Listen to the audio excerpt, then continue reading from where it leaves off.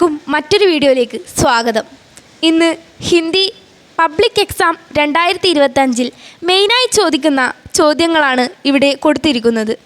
വാക്യ പിരമിഡ് 2 മാർക്കിന് ഉറപ്പായും വരുന്ന ഒരു ചോദ്യമാണിത്. आहट हुई, किसी के आहट हुई, कुएं पर किसी के आहट हुई, कुएं पर किसी के आने की आहट हुई. ഇങ്ങനെയാണ് ഒരു വാക്യ പിരമിഡ് പൂരിപ്പിക്കേണ്ടത്. കുറച്ച് എക്സാമ്പിൾസ് ഞാനിവിടെ കൊടുത്തിട്ടുണ്ട്. നിങ്ങൾ ജസ്റ്റ് ഒന്ന് വായിച്ച് നോക്കുക, ചെയ്യാൻ പറ്റുന്നുണ്ടോയെന്ന്. ഇതിൻ്റെയൊക്കെ ആൻസർ കീ വേണമെങ്കിൽ കമൻറ്റ് ചെയ്താൽ മതി.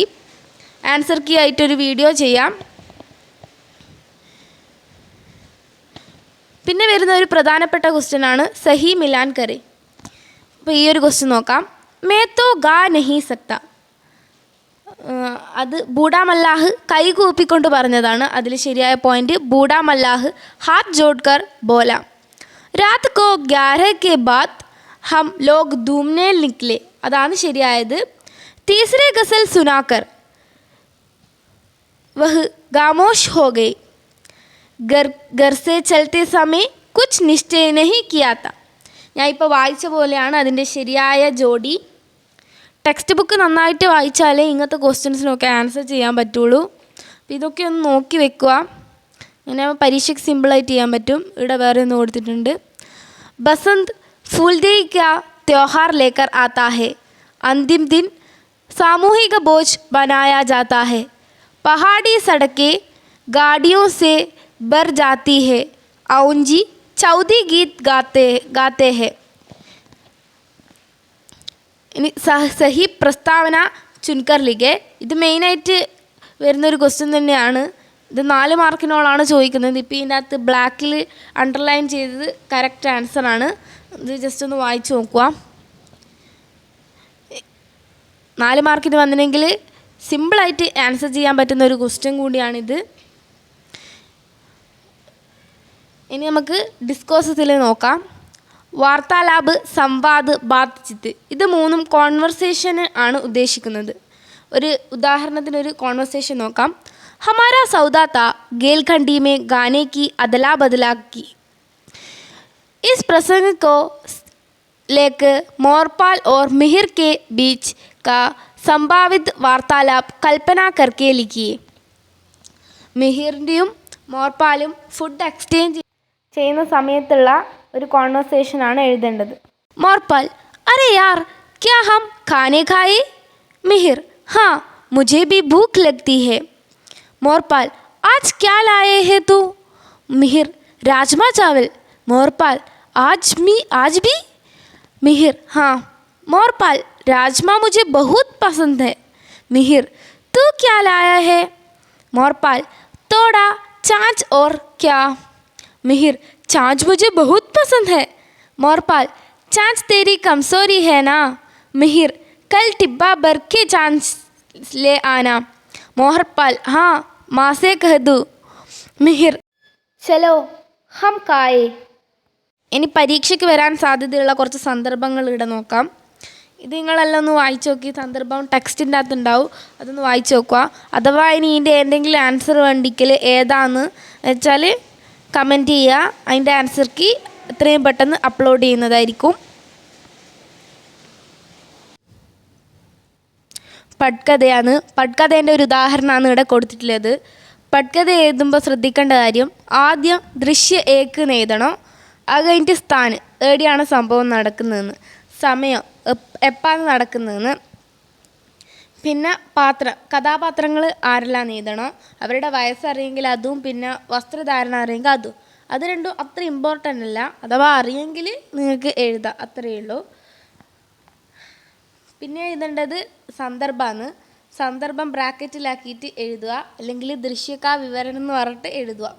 അത് കഴിഞ്ഞിട്ട് സംവാദ്, ആരൊക്കെ തമ്മിലാണ്, രണ്ടാൾ തമ്മിൽ ഉണ്ടാകുന്ന ഒരു കോൺവെർസേഷൻ അതിൽ എന്തായാലും ഉണ്ടാവും. അപ്പോൾ അത് എഴുതുക.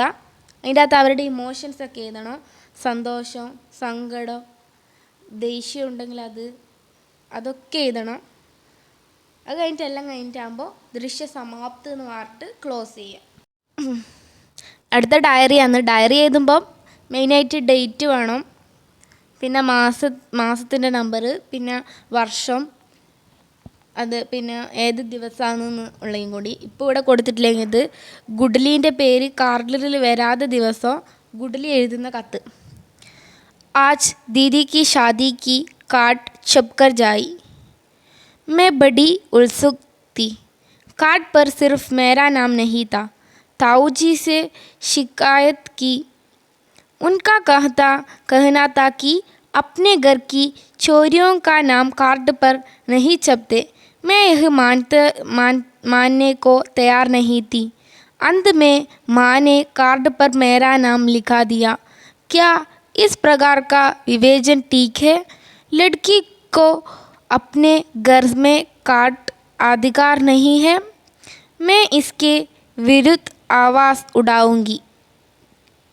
ഇനിയിപ്പോൾ ഡയറിയിൽ എഴുതുമ്പോൾ യൂസ് ചെയ്യാൻ പറ്റുന്ന കുറച്ച് വാക്യങ്ങളിവിടെ കൊടുത്തിട്ടില്ലേ. ഇത് ഉഫ് कैसा दिन था, आज मेरा ज़िंदगी के महत्वपूर्ण दिनों में से एक है. ഇത് ഇതിനകത്ത് നിന്നുള്ള 2-3 പോയിൻ്റെല്ലാം ഡയറി തുടങ്ങുമ്പോൾ തന്നെ നിങ്ങൾക്ക് എഴുതാൻ പറ്റുന്നതാണ്. ഇത് ഈ പോയിൻറ്റ്സെല്ലാം ഒന്ന് നോക്കി വെച്ച് കഴിഞ്ഞാൽ ഏത് ഡയറി വന്നാലും എഴുതാൻ പറ്റുന്നതാണ്. ഇനി ഡയറി വരാൻ ചാൻസ് ഉള്ള സന്ദർഭങ്ങൾ ഏതെല്ലാം നോക്കാം. ഈ കൊടുത്തിരിക്കുന്നതാണ് മെയിനായിട്ട് വരാൻ ചാൻസ്. ഈ തന്നിരിക്കുന്നതെല്ലാം ഒന്ന് വായിച്ച് നോക്കുക. ഇതിൻ്റെ എല്ലാം ഡയറി ഏതെങ്കിലും നിങ്ങൾക്ക് വേണ്ടിയിട്ടുണ്ടെങ്കിൽ നിങ്ങൾ ജസ്റ്റ് കമൻറ്റ് ചെയ്താൽ മതി. പിന്നെ ഇനി അടുത്തതായിട്ട് വരുന്നത് പത്ര അഥവാ കത്താണ്. കത്ത് എഴുതുമ്പോൾ ശ്രദ്ധിക്കേണ്ടത് സ്ഥലവും ഡേറ്റും എഴുതുക. അത് കഴിഞ്ഞിട്ട് പ്രിയ മിത്ര, ഇപ്പോൾ ആരാ തന്നെ പ്രിയ സഹേലി എന്നാണെങ്കിൽ സഹേലി, മാ എന്നാണെങ്കിൽ മാ, അങ്ങനെ ആരാ തന്നെ അവരെ പ്രിയ എന്ന് പറഞ്ഞിട്ട് എഴുതുക. तुम कैसे हो, घर के सब लोग कैसे हैं? मैं आशा करता हूँ कि वहाँ सब खुशहाल है. मैं यहाँ ठीक हूँ. बहुत दिनों से तुम्हें लिखने को सोच रहा था. आज ही समय मिला. ഇങ്ങനെ തുടങ്ങാം. ഏതൊരു കത്തായാലും ഇങ്ങനെ നിങ്ങൾക്ക് തുടങ്ങാൻ പറ്റുന്നതാണ്. അത് കഴിഞ്ഞിട്ട് ബാക്കി സബ് അഗ്ലേ പത്ര മേ मेरा पत्र मिलते ही जवाब लिखाना. माँ बाबूजी का प्रणाम. ഫസ്റ്റ് അത് എഴുതുക. അത് കഴിഞ്ഞിട്ട് തന്ന കണ്ടൻറ്റ് ഉണ്ടാവുമല്ലോ, ആ കണ്ടൻറ്റ് എഴുതിയിട്ട് ലാസ്റ്റ് ഈ ഒരു വഴി. ഏതൊരു അതായത് കത്തിൽ ഏതൊരു കത്തായാലും അങ്ങനെയാണ് എഴുതേണ്ടത്. അത് കഴിഞ്ഞിട്ട് പ്യാർസെ പേര് എഴുതുക. അത് കഴിഞ്ഞിട്ട് സേവാമേ നാം പത്താന്ന് എഴുതുക. ഇനി പരീക്ഷയ്ക്ക് വരാൻ ചാൻസ് ഉള്ള കത്ത് ഏതെല്ലാമെന്ന് നോക്കാം. ഇവിടെ കൊടുത്തിട്ടുണ്ട്, നിങ്ങളൊന്ന് വായിച്ച് നോക്കുക. ഇതിൻ്റെ എല്ലാം ആൻസർ വേണ്ടിക്കൽ കമൻറ്റ് ചെയ്യുക. പിന്നെ ചാനൽ സബ്സ്ക്രൈബ് ചെയ്യാൻ മറക്കരുത്. ഇതുപോലത്തുള്ള യൂസ്ഫുൾ ആയിട്ടുള്ള കുറേ വീഡിയോസ് ഇനി അപ്ലോഡ് ആകുന്നുണ്ട്.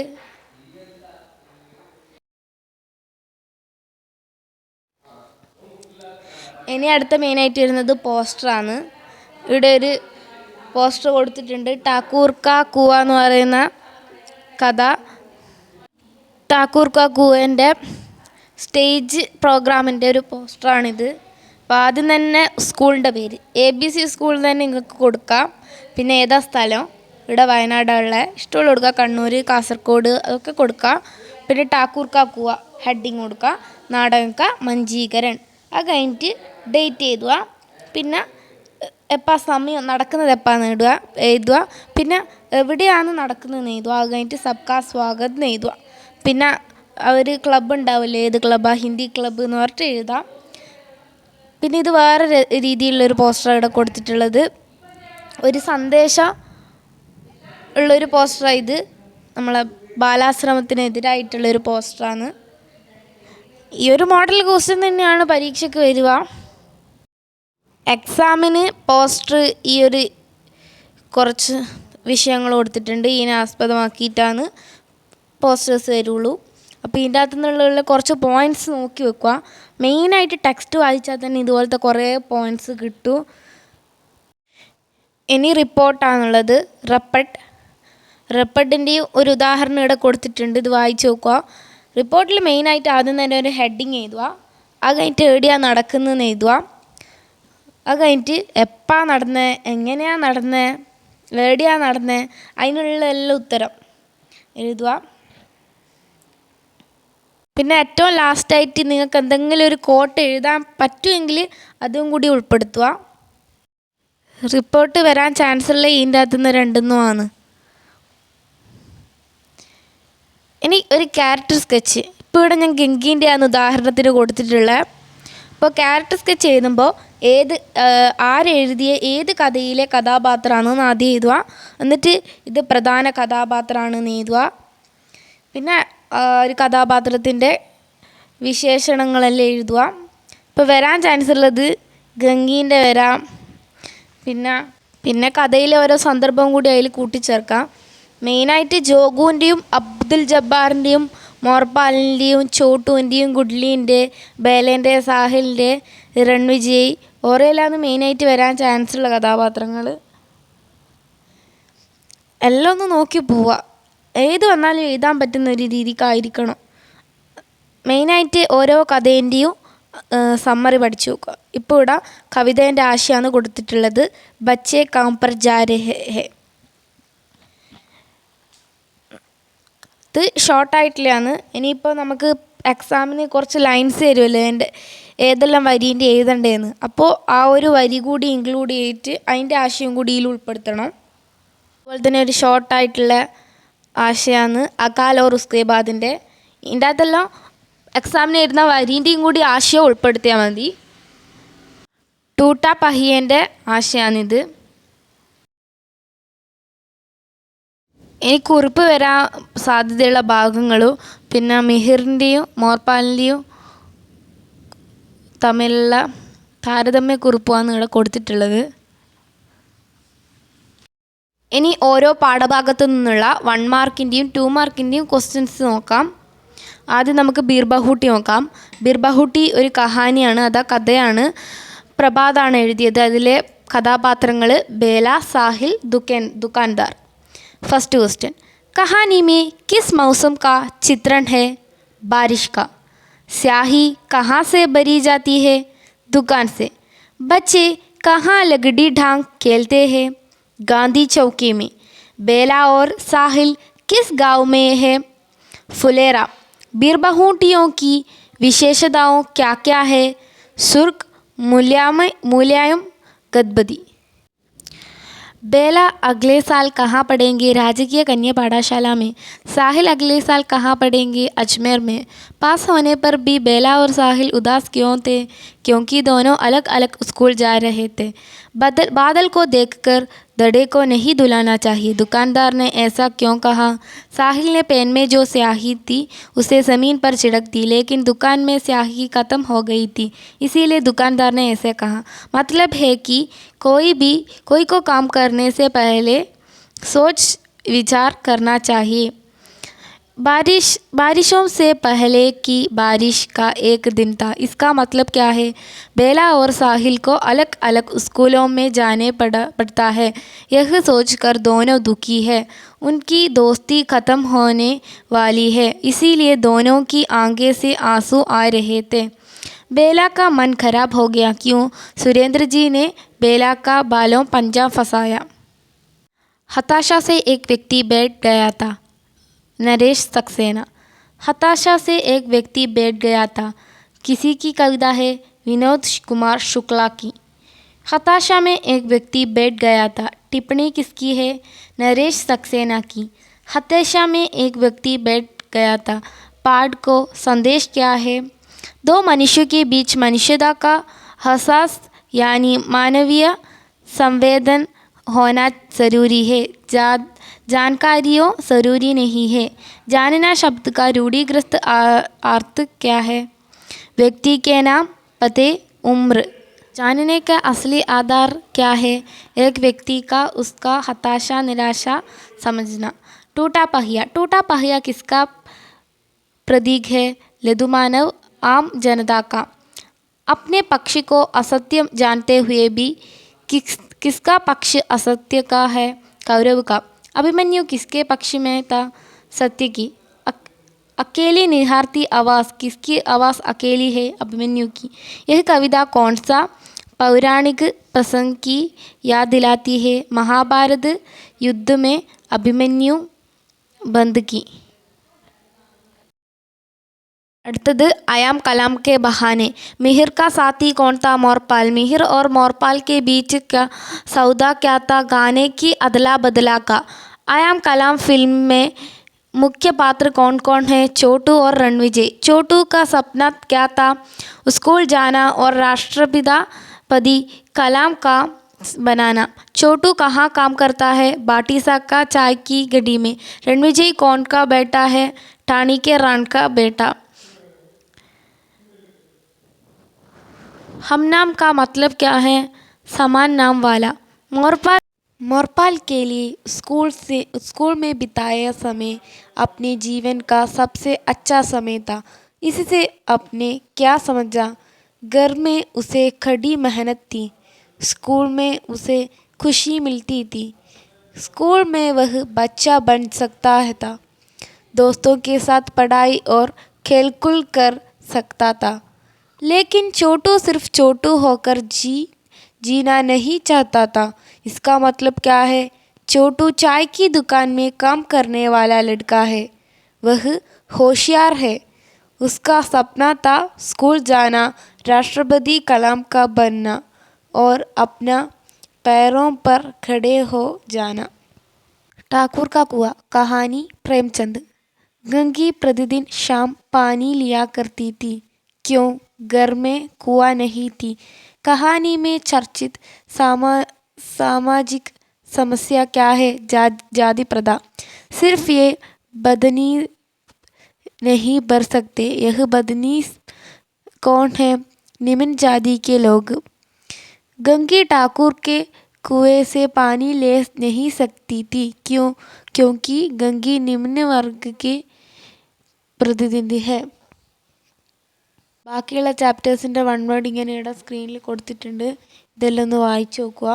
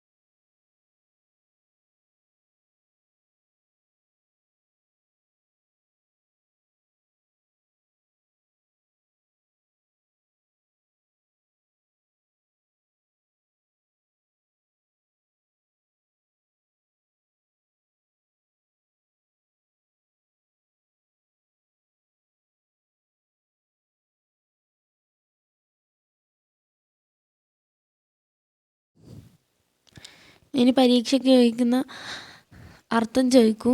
ഇപ്പോൾ ഈ ഏതെങ്കിലും ഒരു വാക്ക് കണ്ടിട്ട് അതിൻ്റെ അർത്ഥം എന്നാണ് അത് ചോദിക്കാൻ ചാൻസുള്ള കുറച്ച് വാക്കുകളാണ് ഇവിടെ കൊടുത്തിട്ടുള്ളത്.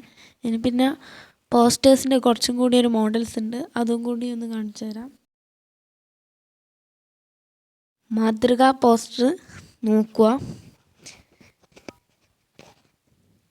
ഒന്ന് സന്ദേശത്തിൻ്റെയും ഒന്നൊരു പ്രോഗ്രാം നടക്കുന്നതിൻ്റെ ഇൻവിറ്റേഷൻ പോസ്റ്ററുമാണ്. ഇനി ഡിസ്കോഴ്സസിൻ്റെ എല്ലാം ഫോർമാറ്റാണ്. ഫോർമാറ്റ് നമ്മളൊരിക്കൽ പറഞ്ഞതാണ്, അതുകൊണ്ട് നിങ്ങൾ ജസ്റ്റ് ഒന്ന് വായിച്ചു നോക്കിയാൽ മാത്രം മതി. ഇത് ഒരു കത്ത് എഴുതുമ്പോഴുള്ള ഫോർമാറ്റ് ഇങ്ങനെയാണ്. ഇതിനകത്ത് നമ്മൾ നേരത്തെ കുറച്ചും കൂടി പോയിൻറ്റ്സ് പറഞ്ഞ് ആ പോയിൻറ്റ്സ് എല്ലാം ആഡ് ആക്കണം. അടുത്തത് ഡയറീൻ്റെ ഒരു ഫോർമാറ്റാണ് ഇവിടെ കൊടുത്തിട്ടുള്ളത്. ഇനി അടുത്ത് പിന്നെ പട്കഥ ഉണ്ടാക്കുന്നതിൻ്റെ ഫോർമാറ്റ്.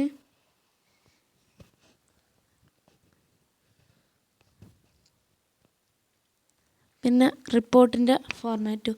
ഇത്രയെല്ലാം പഠിച്ചാൽ തന്നെ നിങ്ങൾക്ക് A+ കിട്ടാൻ സാധിക്കും. ഇത്രയേ ഹിന്ദിയിൽ പഠിക്കാനുള്ളൂ. പിന്നെ നല്ലോണം ടെക്സ്റ്റ് വായിക്കുക. പിന്നെ മെയിനായിട്ടുള്ള കുറച്ച് പോയിൻറ്റ്സ് എല്ലാം ടെക്സ്റ്റിൽ നോക്കി വെക്കുക. അതെല്ലാം ചെയ്താൽ മതി. Thank you for watching. ഇതുപോലത്തുള്ള യൂസ്ഫുള്ളായിട്ടുള്ള വീഡിയോസിനായി ചാനൽ സബ്സ്ക്രൈബ് ചെയ്യുക. ഈ വീഡിയോ ലൈക്ക് ചെയ്യാനും മറക്കല്ലേ.